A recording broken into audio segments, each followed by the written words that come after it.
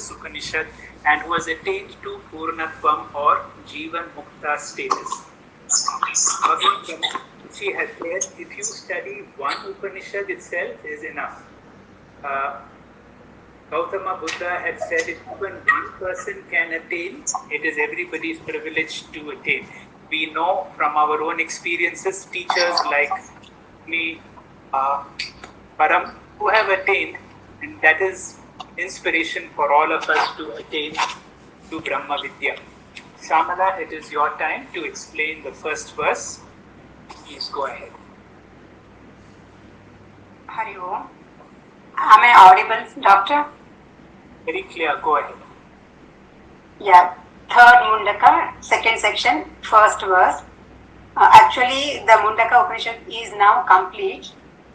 Brahman, which is the subject matter of Paravidya, was clearly presented by the first two Mundakas. The Antaranga sadhanas are also discussed, but that itself is not adequate for spiritual life. Some Bahiranga sadhanas are also necessary. The first section of third Mundaka talked about the need for values like speaking truth and a disciplined life. When teacher feels that he has taught enough after seeing the student's situation, he concludes. In conclusion, generally, either one sum up all that one has said to Shishya or presents the result of knowledge, Phalashruti.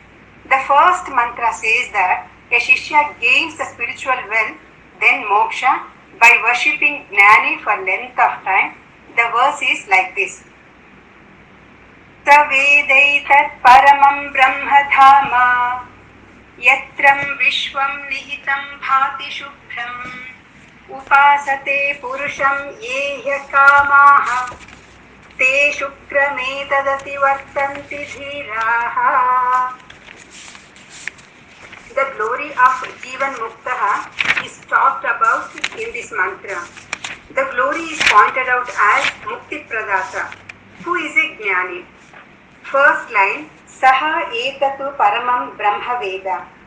So this Jivan Mukta Jnani has recognized the Paramam Brahma, the highest, the infinite Brahman. What does he know about Brahman? He knows Brahman as Dhama, the substratum, the support, the abode of what? Yatra Vishwam Nihitam Bhati, which is the abode of entire creation. Just as entire movie is supported by the screen, the entire universe is supported by the Brahman. And not only it is Sarva Adharam, it is Shubhram, it is pure. It supports the world, the good and bad, but not contaminated by anything. It reveals itself all the time as pure consciousness. So, Yatra Vishwam Nihitam Bhati Yatu Shubhram Paramam Brahma Dhama Etat Brahma Saha Veda. Saha Veda, a Jnani knows. How does he know? That is very important. Mere knowing that there is a Brahman, which is Srushti Sthiti Laya Karana, will not make a Jnani. It is only incomplete Jnanam called Paroksha Jnanam. The Jnani is complete only if he is able to say that Brahman I am. This is called Aparoksha Jnanam, the claiming knowledge. Te Purusham Upasate. Devotees worship such a Jnani, the knower of Atman. How do they worship? Third line, Akamaha. Without desiring for material end, Nishkama Puja of a Jnani. Both Nishkama Bhakta and Sakama Bhakta can worship Jnani. Here Nishkama Bhakti is talked about. In the Gurukula, when a person lives along with the Guru, one of the sadhanas prescribed is Acharya Upasana. When a student does the Upasana, he is not going to ask worldly benefits. Even if he doesn't have Sadhana Chatushtaya Sampatti, Guru Puja will give him the same.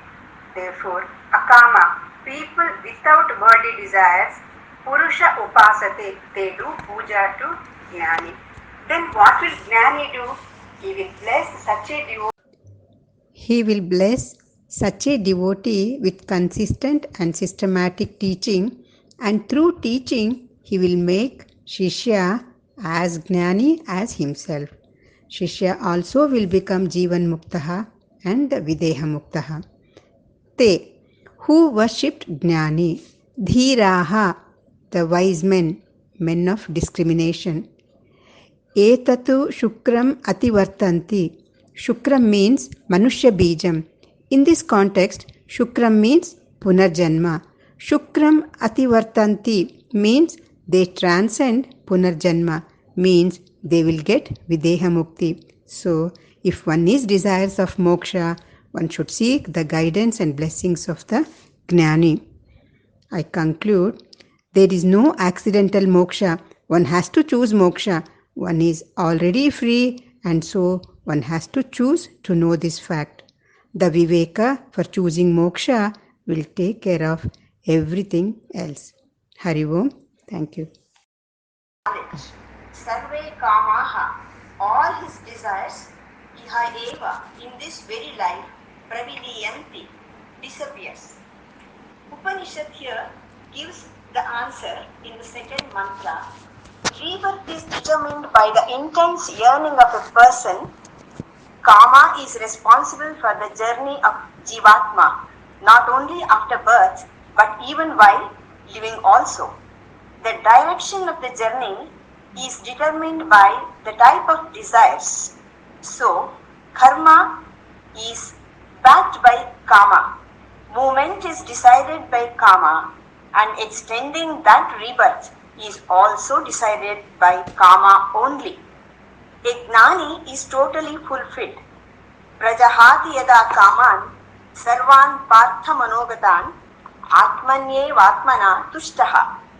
He drops the desires not as a suppression. It is dangerous if it is dropped by compulsion.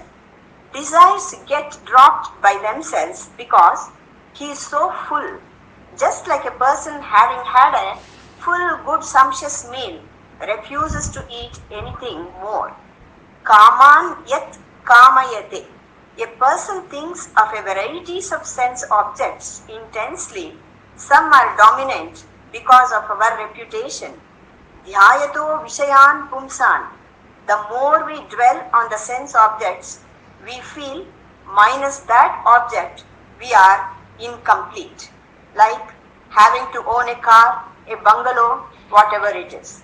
The desire for moksha is also like manyamanaha. By repeatedly dwelling upon that object, he becomes intensely attached towards it. It becomes thirst, powerful urge, obsession, and he becomes saha trajayate. He will be born where his desire can be fulfilled in such a family environment. Kamavihi, when he is born with a new body, unknowingly the desire of the previous janma takes over. Whatever inclination one has entertained in the last janma, he takes over that. Bhagavad Gita says, Tatratam buddhi samyogam labhate paurvadehikam. He is attracted by Shankaracharya. Otherwise, he could have been attracted by actor Rajinikanth also. Says humorously, this one, Paramarthananda. So, Sakama Vihi, Tatra, the law of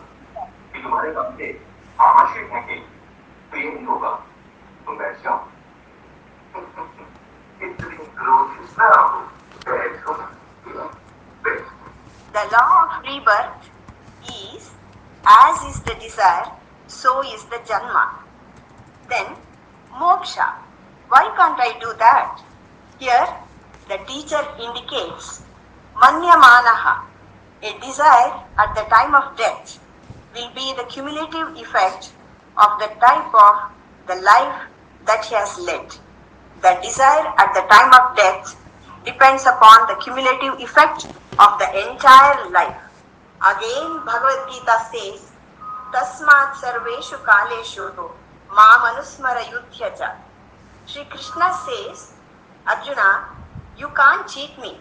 If you have noble thoughts, and noble ambitions throughout, only you will have such a desire. So, tatra tatra jayate.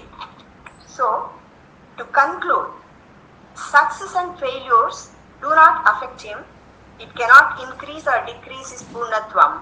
He is a krutatma, and that is what is called mukti. Thank you. Thank you, Indu, for a very clear presentation of a very beautiful verse, and very appropriately it has come to you because so many of the verses of the Bhagavad Gita you can see in this particular verse, like the 8th chapter, the 2nd chapter, and so on, which you very appropriately quoted. I'm sorry about the audio interruptions that happened during your presentation. I got the message. I hope others are able to get the message very clearly. The backdrop of this is one thing. Can we have Tivra Mumukshutva? If that desire for moksha is the most driving force, then you will be able to achieve that goal. We now go to the next speaker, and that is Vani Bhaskar. It is your time. Sir, this is Jyoti. I'll be present.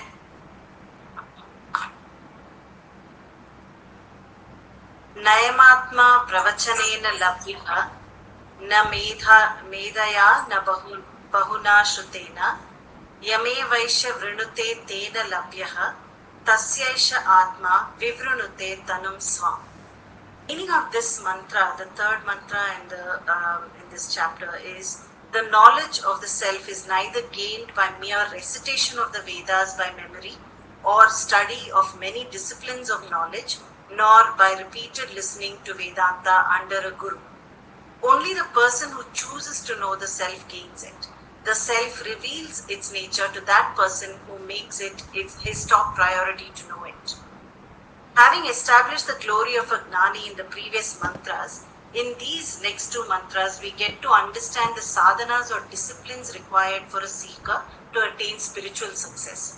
This mantra explains the futility of pursuing self-knowledge through various methods without the key ingredient. Here the teacher disqualifies the methods of gaining self-knowledge without sadhanas. Through negatives, the positives are emphasized. He says that one particular sadhana is very important. It is the single-minded, intense desire for moksha or Tivra Mumukshutva. A sadhana chatushtaya sampanna can experience Tivra Mumukshutva. A disciple asks the Guru what intense desire is. The Guru takes him to the river at the appropriate time and without any warning immerses the disciple's head underwater. He releases him soon after and the student comes up struggling for breath. The teacher explains that intense desire is the same as the keen desire to want to breathe that the student experienced. Tivra Mumukshutvam is equivalent to that. If that is not there, other sadhanas will not give full benefit, and the intensity of the choices will decide the quality of our sadhanas. One may seek self-knowledge through many means. Pravachanena, that is discourses or study. Ayamatma pravachanena labhyaha.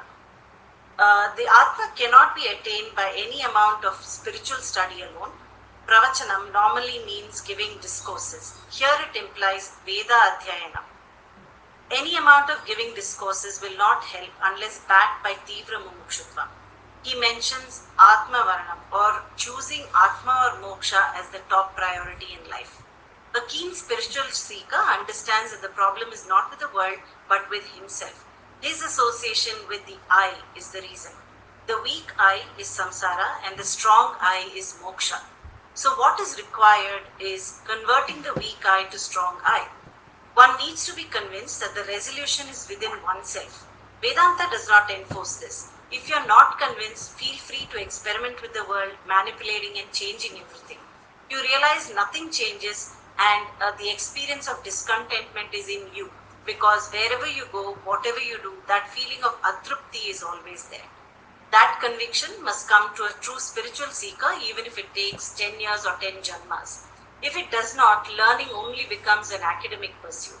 Only the ego is inflated and vidya garvaha sets in. Medha, memorizing power. Na medhaya. Medha is grantyartha dharana shakti. the ability to recite from scriptures. Memorization was a part of the sadhana in our tradition. Memory should be backed by mumukshutvam, else it is not fruitful.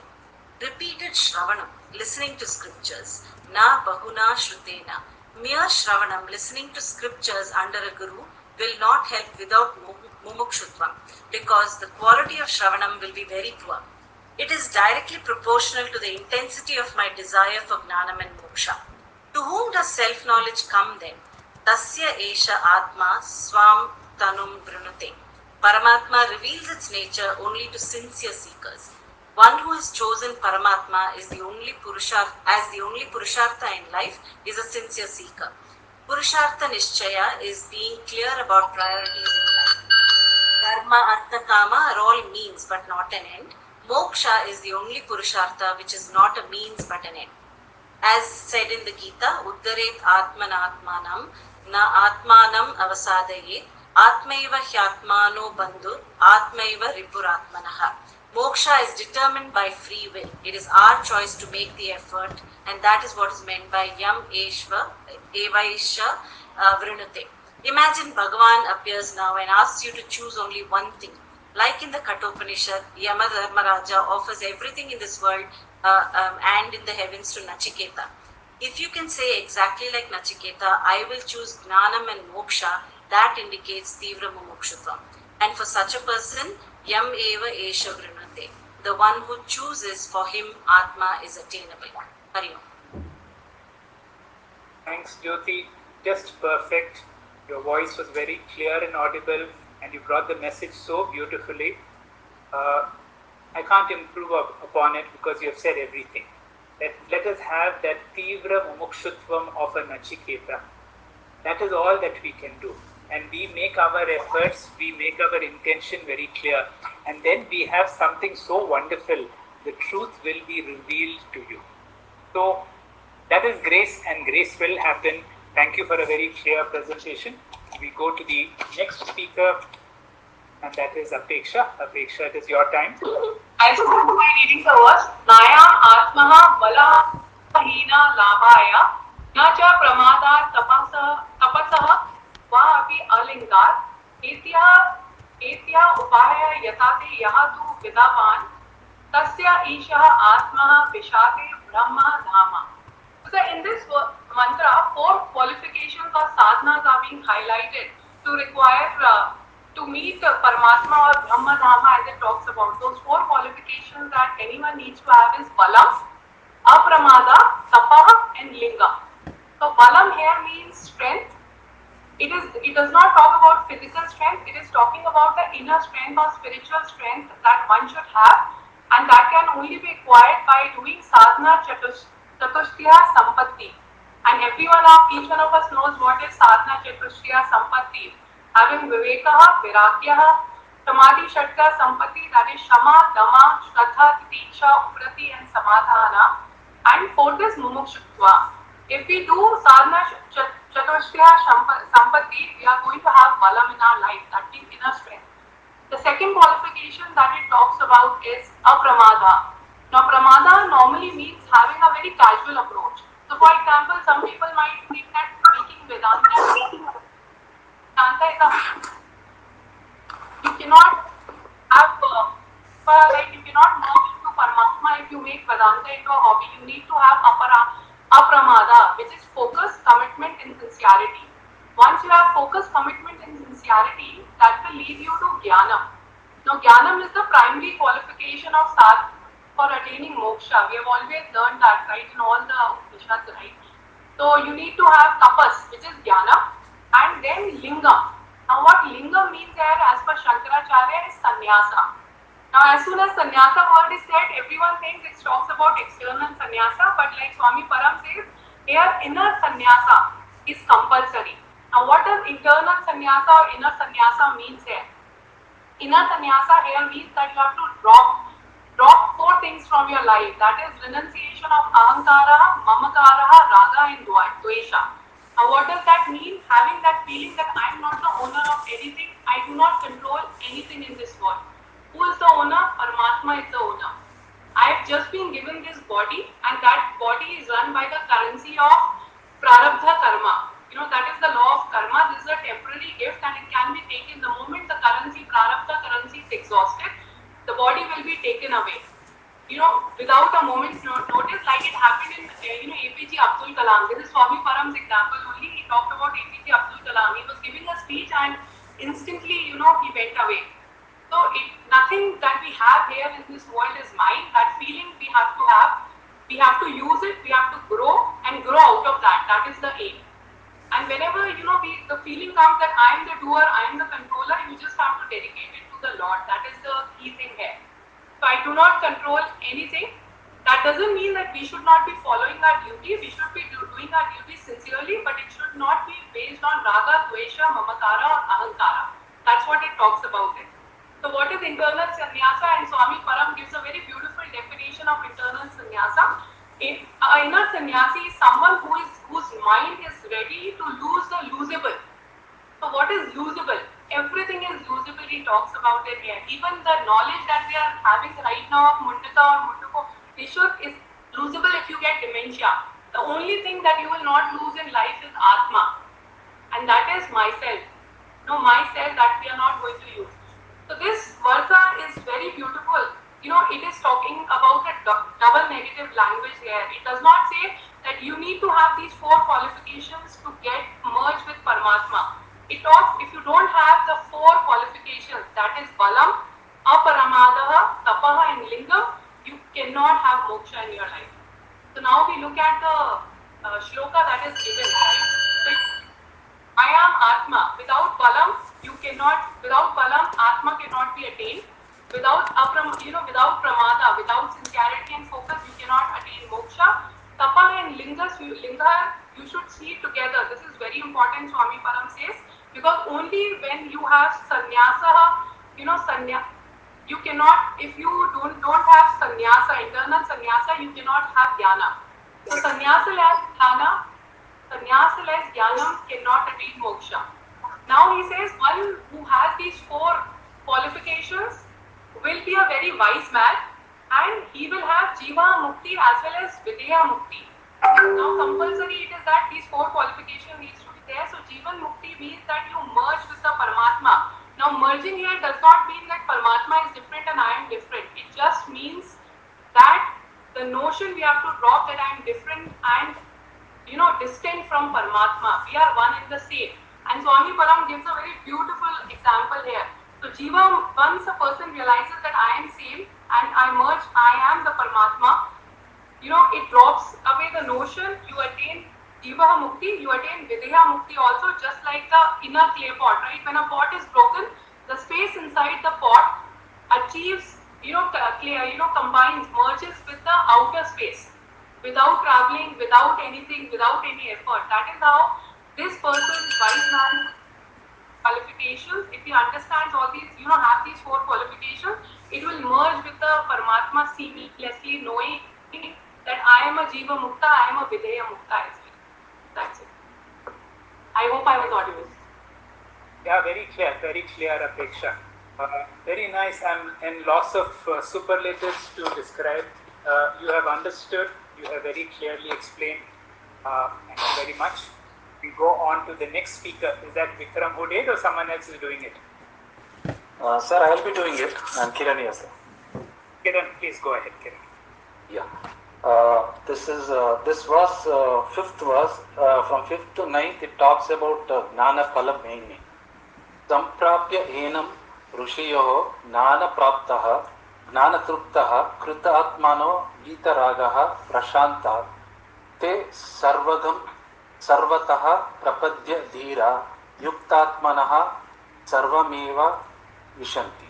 So this is a very important and complete verse in the sense that it talks about all 4 aspects, that is Atma Swarupam, Jnanam, Sadhanam and Phalam. So literal translation is having attained him, Samprapya Enam, that is a Brahman, Rishayaho, the seers or the Jnani seeker, Jnana Truptaha, that Jnana which gives complete satisfaction, Krutatmanaha, the mission accomplished, Vita Ragaha, that is Vairagyam, Prashantaha, that is a calm mind, Te Sarvagam Sarvapya Prapya. So having attained the ultimate, Dhiraha Yuktatmanaha is composed mind, Sarvam Vivishanti. So I'll explain all these things one by one. First, let us start with the word Dhiraha. Dhiraha here means who Viveka, that is the one who can distinguish the real from the ephemeral, that is the Nitya from Anitya Vastu, that is which gives temporary happiness from the one which can give permanent happiness. In India, often brave means doesn't who wins war and all that. It is the one who has attained this knowledge. Arjuna has been many times referred to as Dhiraha by Krishna. And Mahavir, Vardhamana Mahavir, is called Mahavira is a title given to him not because he won many wars. A story is there. Once Mahavir was sitting and meditating in the forest, and all the cows used to come near him. So seeing that one cow had got a doubt that he must be a cow thief. So he tries to wake him up, but he doesn't. He is deep in contemplation. So he pokes his ear with a stick, and it starts bleeding, but he doesn't respond. After seeing this, the Devas and Yakshas will be living nearby. They come and tell to Mahavira, sir, please allow me to protect you because all these people will trouble you. He says, this person has taught me a great knowledge of, to be detached from my body. You don't teach me, put me in a golden cage, leave me alone, he says. So like, this is what, Dhira means. Like Gautama Buddha, for example, he left all the, riches just without even thinking and went to the forest. These are all people who are called Dhira, then who is steadfast and who knows what is to be pursued. That is called Dhiraha. The second word which we need to concentrate is Vitaraga. That means Vairagyam. Here, this Vairagyam is not a Smashana Vairagyam like one gets dejected when something happens. It is born out of maturity understanding that what if we pursue anything which is seen in the world or like money or fame or anything, and from the body perspective, all that is temporary and ultimately leads to unhappiness. Even all relationship, everything ultimately has to end. This understanding leads to true Vairagyam. So, and another thing is converting everything we see in the world or relationship into a sadhanam rather than the ultimate sadhyam or goal. So, we should see the world as the sadhanam or the tools to attain the ultimate and not as a goal. So, and next very important word is prashantaha, that is the mind which is calm and which is not very very wavering.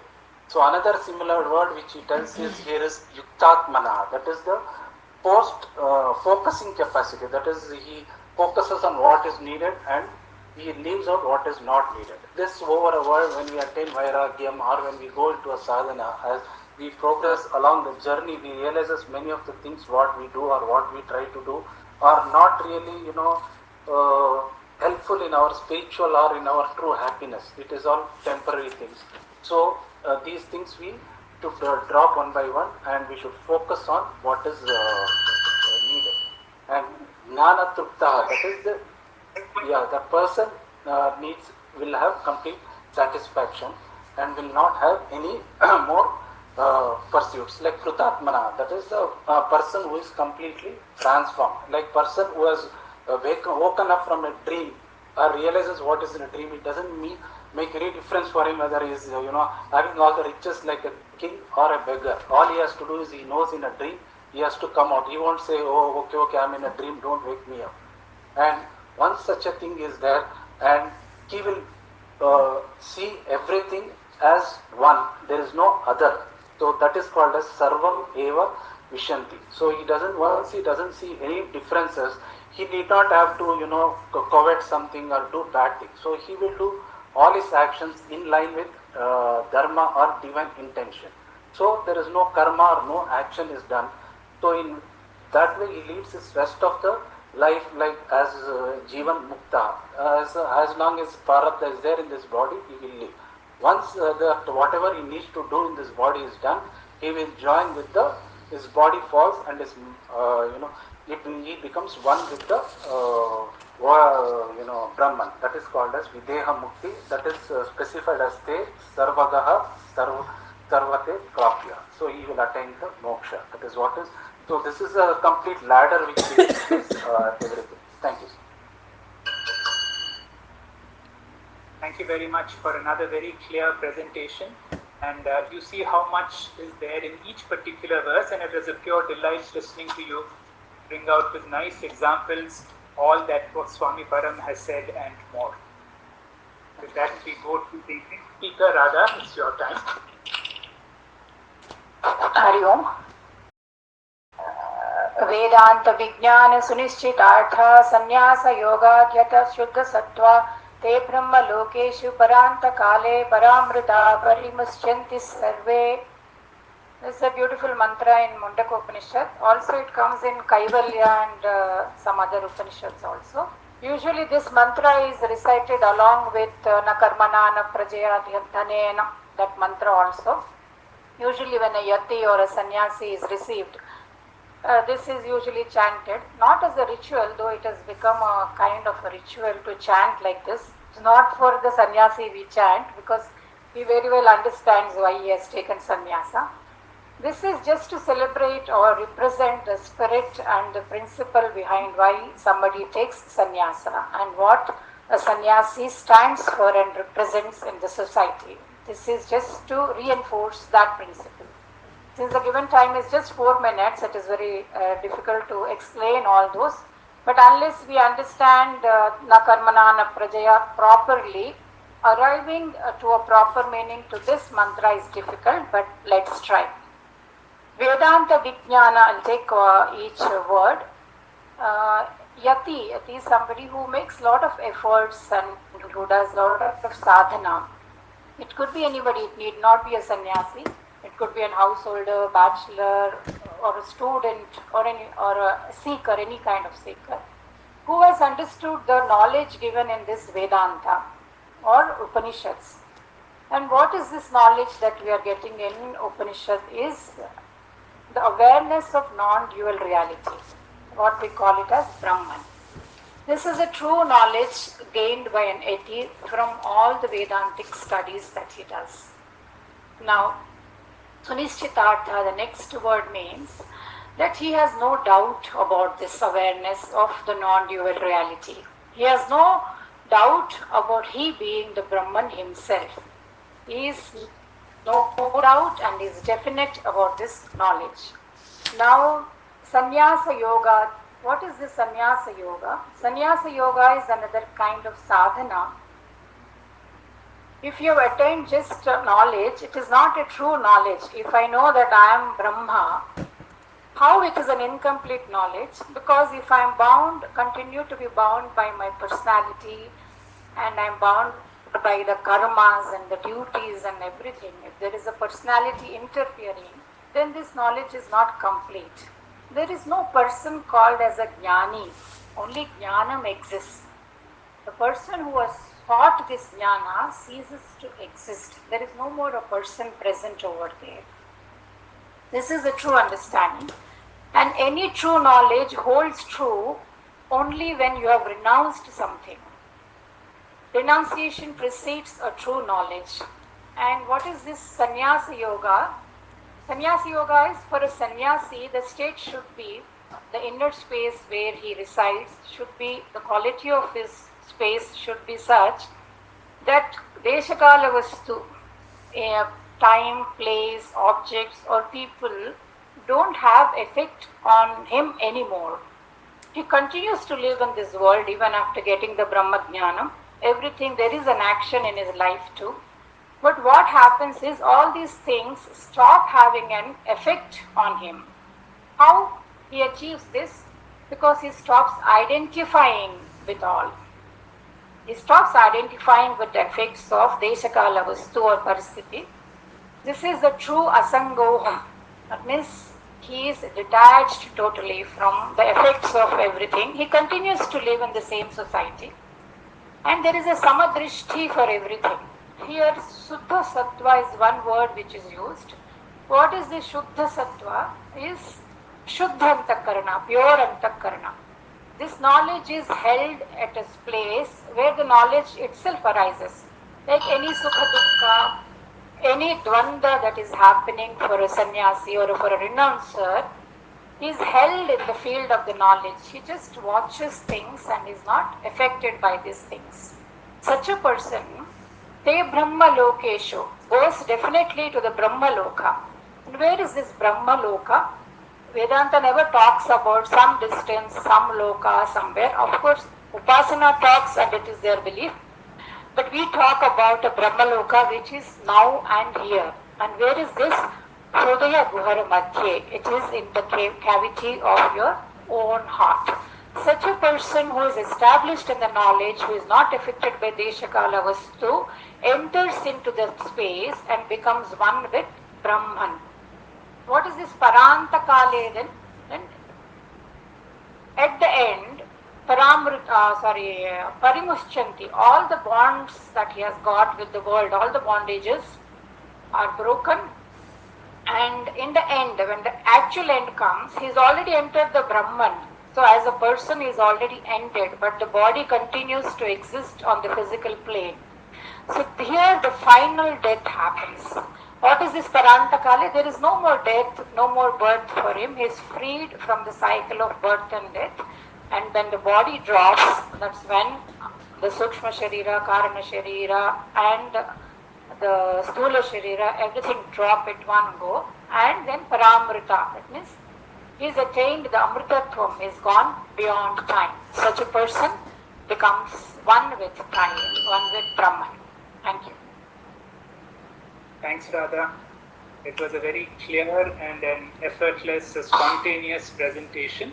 A presentation coming from a deep understanding of this very special verse, why a sannyasi is regarded so much. And you have brought out the essence of this particular verse, which not only comes, as you said, in this Upanishad, in Kaivalya and elsewhere also.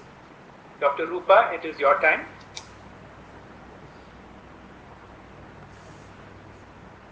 Sir, am I audible, sir? Yeah, very clear. Please go ahead. Om Shri Gurubhyo Namah. I'll be covering the 7th verse of the section 2 of chapter 3. Kathakala Panchadasha Pratishtaha Devascha Sarve Pratidevatasu Karmani Vijnanamayascha Atma Parvaye Sarva Eki Bhavanti. In this last section of the Upanishad, the teacher Angiras is giving Jnanaphalam in the form of Jivan Mukti and Videha Mukti. Jivan Mukti is enjoying the inner freedom even when one is alive. That is, removal of ignorance regarding me, world and God. Videha Mukti is where all the karmas will end and Jivatma Paramatma Aikyam takes place, which can happen only in case of a Jnani. In this mantra also, the merger of the individual with the total is pointed out. Let us go line by line. In the first line, that is Kathakala Panchadasha Pratishtaha. Here, Swami Param also quotes that in Prashna Upanishad, the individual's personality is divided into 16 facets known as Shodashakala, or the 16 rays. Just to name them, they are the prana, the shraddha, the 5 elements, namely the space, air, fire, water and earth, the senses, the mind, the food, the virya, the tapas, the mantra, the karma, the world and the nama. At the time of death, the first 15 kalas merge into the respective total causes. The exception is the 16th kala, which is the name or the nama, which lives even after the person dies. Because the individuality is given a particular name which makes him uniquely different from all others in the creation, and that name does not merge in the total, as still the world remembers him by his name. For example, Sri Adi Shankaracharya, even now we talk about him. Therefore, it does not go to the macro aspect. Moving on to the second line, Devascha Sarve Pratidevatasu. The blessings of the Devata remain in the corresponding sense organ. We are not talking about the physical location of the sense organ, we are talking about the essential sense organ. This remains as Shakti. So part of the Surya Shakti is in the eye. Now, all these sense organs will merge into the corresponding presiding deities. Taking the third and the fourth line together, first we'll see what happens in the case of an Ajnani. In the case of an Ajnani, at the time of death, only the physical body drops. The subtle body and the causal body and all the karmas continue to exist in the potential form. Chidabhasa, the reflected consciousness, and Chit, the original Atma, also is there. After death, the original Atma does not travel anywhere because it is all pervading. But the other components, that is the subtle body plus the causal body plus the Chidabhasa, together are called the Jivatma or the traveling soul. This will take another body according to the next fructifying karma. But in the case of a Jnani, all the karmas are destroyed by the self-knowledge itself, and the prarabdha karma has been exhausted. Thus, karma balance is nil. Thus, all three bodies, the gross body, the subtle body and the causal body, will merge into the corresponding total. The original consciousness, which was previously enclosed, is now no more enclosed. Vyashti merges into Samashti, which is repeatedly, we have quoted the example, the pot space merges into total space, but the pot breaks without movement or motion. Therefore, the Jivatma, Paramatma, Aikyam takes place. Freedom from Punarjanma happens. So, in both Jnani and Ajnani, the Atma merges into the inexhaustible Brahman, the Supreme. Thank you. Thank you, Dr. Rupa. Another very clear presentation of, you've done full justice to this verse, bringing out all the import that we're supposed to understand. We must remember we are talking about the death of a Jnani, and yet it doesn't look like a very unpleasant or a bad situation. For a person who has lived well, you're able to die well, and all your components go, and so beautiful that one thing remains, and that is your name. Your name remains. Dr. Komal, it is your time. Yes. यथा नद्या शान्तमाना समुद्रे अस्तं गच्छति नामरूपे विहाय तथा विद्वान् नामरूपात् विमुक्ता परात्परं पुरुषम् उपैति विद्या. Swamiji here continues the Videha Mukti details by explaining with the second example in this verse about merging of rivers into an ocean. Rivers are many in number, but they have all of them are originated from ocean eventually.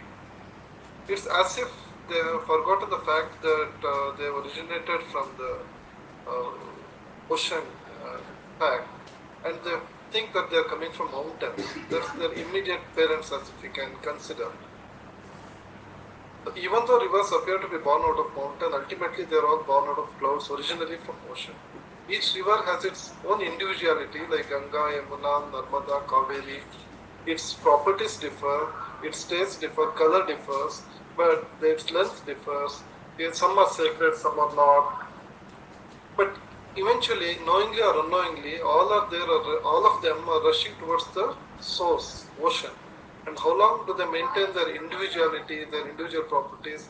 It's only until they merge with the ocean. Then the name Nama and Rupa is gone, and only one name, all the rivers will be called through one name, which is ocean.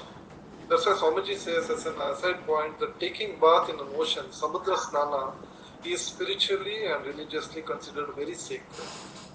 because it is has the water from all the rivers.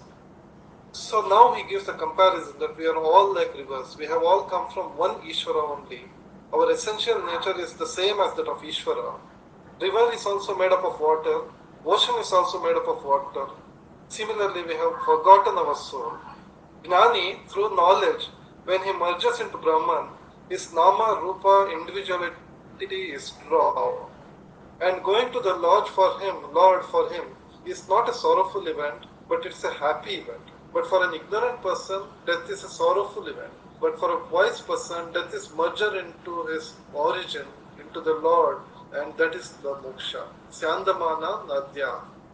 Though the name is lost, the river's individuality is lost, their essential nature of being water is not lost. It continues as ocean. Ganga, the Nama Rupa is lost, but Ganga Jala continues.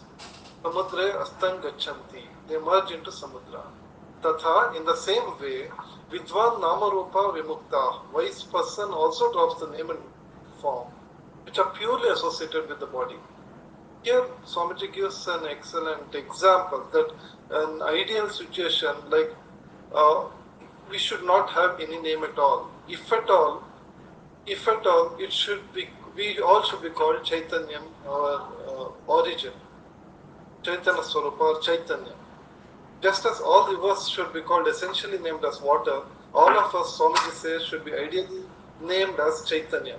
He gives example from Brihadaranyaka Upanishad, where details about Namakarana Shastra ceremony is explained, where it is a ritual in which even us, our parents have done to us, we have done to our children, where we give a Guhya name, a secret name, which is Vedoshi or Chaitanya. We spell it out to the child as the first name, secret first name, the primary name, signifying that originally we are the same, the Chaitanya, the consciousness. But for transactional purposes only, we are given our secondary name. Gnani drops the secondary name when he becomes a Vidyamukta. He is neither a male nor a female. Its only name is Nama Rupa Vimukta. Vidwan, the wise person, Purusham Upayasi, merges into the Purusha, total consciousness. Swamiji gives this example of pot space again and again, just as the pot space merges into the total space. The individual consciousness merges into total consciousness without motion. It's the knowledge which makes the merger is not an event, it's not a verb, it is a merger without motion. Individual spaces merges into total space without motion. And what type of Brahman is that? What type of total consciousness it is? It is Paratparam. It is beyond the creation, beyond the Maya, beyond the matter. There comes the Divyam, the Chaitana, the Chaitanya Swarupa. Thank you. Thank you, Dr. Komal. Again, as I said, I am loss of superlatives, loss of words to explain. It was a pure delight to hear you explain this verse with every facet that Swami Param has brought about. You were able to explain. Thank you. With that, we go to the next speaker, and that is Vishwanath. Vishwanath, it is your time. Yeah. So the name of the title of the verse is Knower of the Brahman becomes Brahman. First, let me get into. Am I audible? Hello. Very clear. Go ahead. Please go ahead. So let me recite the verse. Sayoha vai tat param brahma veda brahma eva bhavati na asya brahma vid kule bhavati tarati shokam tarati papmanam guha grantibhya vimukta amrita bhavati. In this verse, essentially, entire Mundaka Upanishad teaching is sort of summarized. In this verse, Jnanam, Jivan Mukti, and as well as Videha Mukti, all are spoken. In the first two lines, Brahma Veda and Brahma Bhavati are two sets of words. The meaning of Brahma Veda and Brahma Bhavati is the knower of the Brahman becomes Brahman. This is also called indirect Mahavakya because this can be called a slightly different way as well. Jivatma, which is the knower of Paramatma, becomes Paramatma. Now the question is, how can the Jivatma be the knower of the Paramatma? This is possibly possible under only one condition, which is the condition is the recognition that I am already Paramatma. Being a Jivatma, recognition that I am already a Paramatma is the condition. And all these years, because of my ignorance, I had disowned my real nature. Swami Param gives a beautiful example of Karna, who had ignored the fact that he is a Kaunteya, he is Kunti Putra, and accepted himself as the son of a charioteer. When Kunti told him that he is her son, he realized that he is Kaunteya. He did not accept Kunti as his mother, and that's a different story. Here, the emphasis is what happens when the ignorance is removed, when the delusion is entirely removed. So, through the knowledge, when you drop ignorance, you become Brahma with Brahma Bhavati, which is the knower of the Brahman becomes Brahman. So the third line, Na Asya Brahma with Kule Bhavati. In this line, Upanishad glorifies the power of Jnani, of a Jnani. All disciples or people around such a Jnani becomes Brahman by the power of a Jnani. Asya Kule Brahma with Na Bhavati means, Asya Kule means in his family. Alternative way of understanding this line is that someone who does not know Brahman will not be in the family or the company of a Jnani. In our own satsang case, I think over a period of time, probably everybody will become a Jnani and we will not have a company of an Ajnani. That is how I understood this verses. That will be the power of a Jnani's teachings. If he is a Grahastha, Swami Param specifically points out that his spouse, children are also influenced by the Jnani. This is the glorification of the Jnani. So great, Jnani has achieved Jivan Mukti and Videha Mukti by attaining the state of Aham Brahmasmi. So what? What is the practical benefit? Because Jnani has to live even after attaining self-realization, as Radhaji was mentioning in her verse. This is mentioned in fourth line of the verse, Tarati Shokam and Tarati Papmanam. Tarati Shokam means Jnani crosses over all types of grief, mental disturbance, and freedom from sorrow.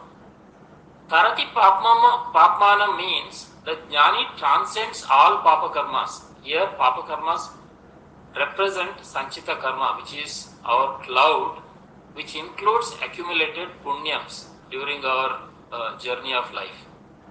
There are two important things we must understand in this verse. One, Jnani enjoys spiritual peace, meaning I am Atma and I am ever free from sorrow. That's one.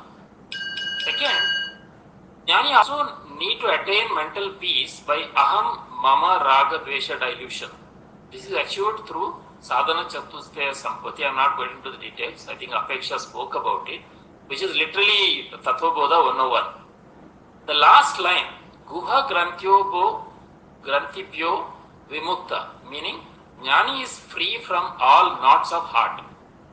Here, knot of the heart means self-ignorance. We saw this in Mundaka, second section of the verse title, Criteria for Realization. Vidyate Hridaya Granti, Chidyate Sarva Samshaya, Shiyate Cha Asya Karmani. The knots of his heart becomes untied, all doubts are dispelled, and all his karma is consumed. That is what the verse we saw earlier in section 2. So, in summary, when a Jnani is Vimukta, which is free from all ignorance, Jnani after death becomes Amrito Bhavati, which is the last line of this verse, and which means he becomes immortal Brahman. Hari Om.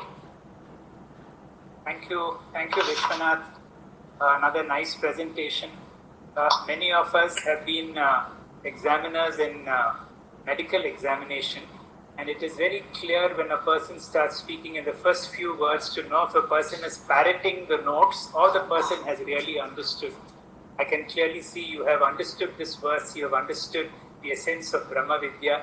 The glory of this verse is just imagine the power of Swami Param, the amount of transformation he's been able to bring about. And I'm certain that what this verse says, that all of us can attain Brahma Vidya, and he can take all of us. Like Buddha wanted his students to not let even a single person, to take all beings along. And this is what this verse says. We have that hope that it is a matter of time and all of us will have Brahma Vidya and we will be able to go across. Dr. Murthy or Sudha Murthy, one of you, it is your time. Yeah, ready, sir. Hari Om Sri Gurubhyo Namaha. Now we have almost come to the end of Mundaka Upanishad, and I will be dealing with the penultimate, last but one mantra, and I would like to have a brief summary of Mundaka Upanishad.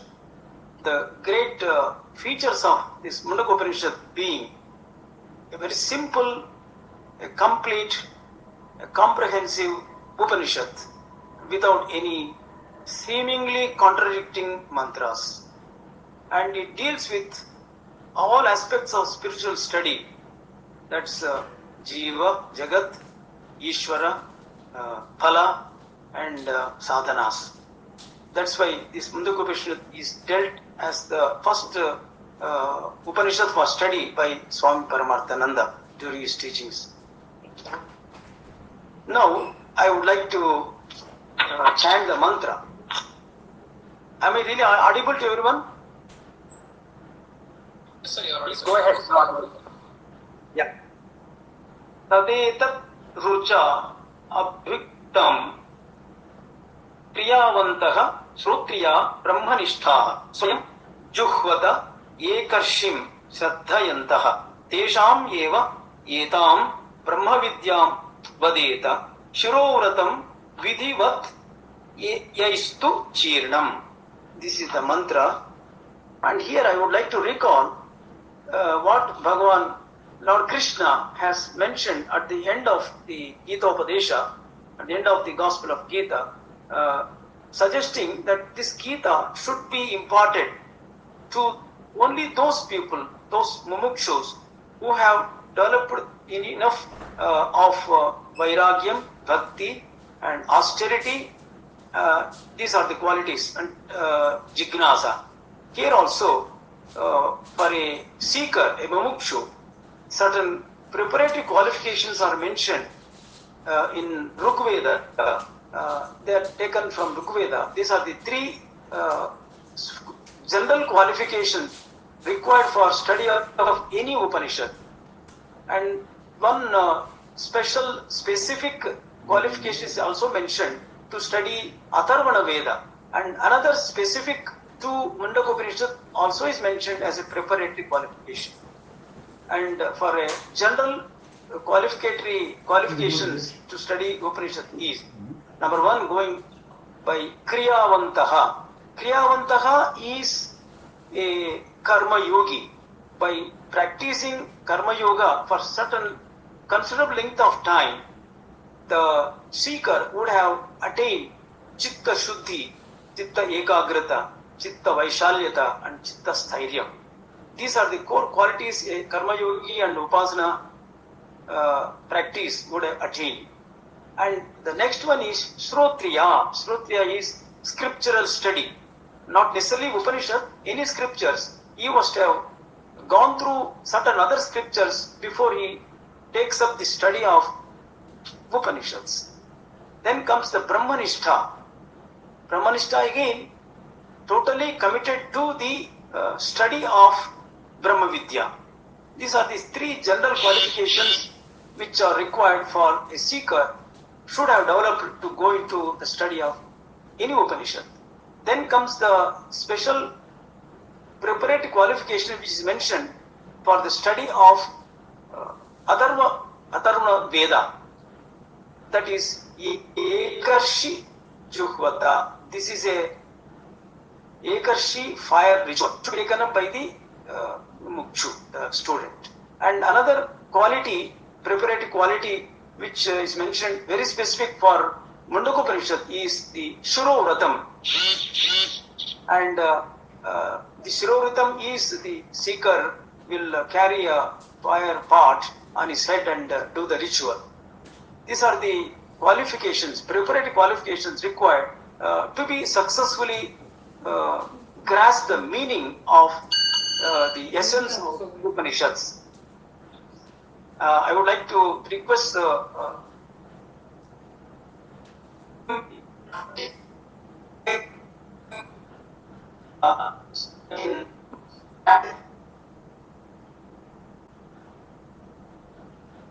I think there is a problem with his internet, I'm not sure. Dr. Murthy has explained his verse, and I know it is a great amount of work that he has done. What we will do is we'll continue. We will go to the next person. This Venkatesh Prasad, is it your verse? Yes, sir. Yes, sir. Go ahead, please. Gurubhyo Namah. Tadetat satyam rushirangiraha purovacha naidadachirna pratodhite namah paramarushibhyo namah paramarushibhyaha. All the gurus have done their job. The teaching is complete. Now the Sutradhara takes the stage and he explains what happened. I had the privilege of presenting verse 3 of first Mundaka and first Khanda, which was reading as under. Shaunako havai mahashalongi rasam vidivad upasanna prapacha taspinnu bhagavo vignate sarvamidam vignatam bhavati.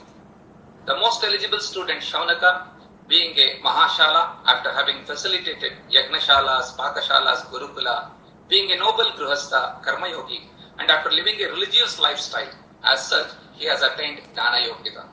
The most eligible Guru, Angirasa, being a Shishya himself earlier, and has gained Brahma Vidya through the system of Paravara Parampara. Shastras say Brahma Vidya should be imparted only to that Shishya who has Tivra Mumukshutvam and requests for it in a Vidivat way. Shaunaka approaches Angirasa with Pairut or Samit on his head, which is called Shirovrata. Shedding ego is the representing Shirovrata. Shastras say, Rikta Panirna Gachet Rajanam Daivatam Gurum. Krishna says, Tadviddik Pranipatena Pariprashnena Sevaya.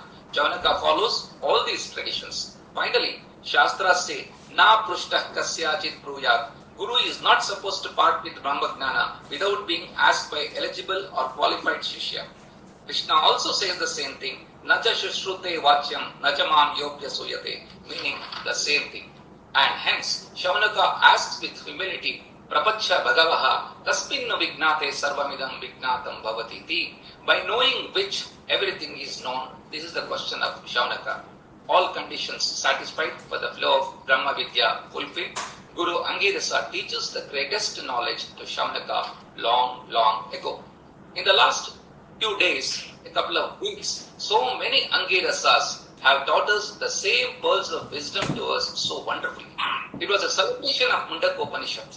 We have learnt Para Apara Vidya, two birds higher and the lower, how world is created, Vibhuti of Brahman, various manifestations of Brahman, description of Brahman, Atma Vidya is Brahma Vidya, Samatvam, Yuktatmanaha, Sthira Prajna. One who knows Brahman becomes Brahman himself, Brahmagnani becomes Brahman himself. It was indeed a great journey. Now the verse, Tadetat Satyam Rushirangiraha Purovacha Naidadachirina Pratodhite Namo Paramarushibhyo Namah Paramarushibhyaha. The concluding verse is Tadetat Satyam. This is the truth. This is the ultimate truth and all-time truth. Never gets stale, never gets faded, jaded or irrelevant. It is Sarvakalika, Sarvadeshika and Sarvatrika. Rushirangiram Purovacha, taught long ago by Angirasa, na etat achivna pratamadhite. If this is learned without proper discipline, the student will not get the benefit and develops aversion, vairagya to Vedanta itself. But all of us are focused students. Tivra Mumukshutvam is our trait. And finally, salutation to the Rishi Parampara, as this has flowed only because of this system. Angirasa learnt it from Satyavaha Bharadwaja, who learnt it from Angira, who in turn got it from his guru Atharva, and Atharva's guru was Brahmaji himself. It is only because of these various rishis whose dedication, this great knowledge of Brahma Vidya or Atma Vidya or Veda Vidya, what we call, has been preserved and has reached until us. It is incumbent upon us to continue this chain to next generation Dr. Hegde sir always emphasizes on 3 people learning instead of 2 people learning, and hence we salute the rishis. Namo Parama Rishibhyaha with the famous shloka that we chant every day. Sadashiva Samarambha Shankaracharya Madhyama Asmadacharya Paryantam Vande Guru Paramparam. Thank you. Thank you, Venkatesh. A very, very symbolic, very meaningful conclusion for a most wonderful experience of the study of Mundaka Upanishad. Over the last 10 odd years, I have had a chance to study Mundaka many times, but never before has Mundaka revealed itself as much as it has done this time. I must thank each one of you. Each one of you has done a phenomenal amount of effort. A phenomenal amount of effort you have done to make this presentation. Although this is a 5-minute presentation before the audience, I'm sure it is hours of work that has gone in through. Now, during this period of lockdown, this has not been planned. It has just happened. And we have come to the conclusion of a great Upanishad.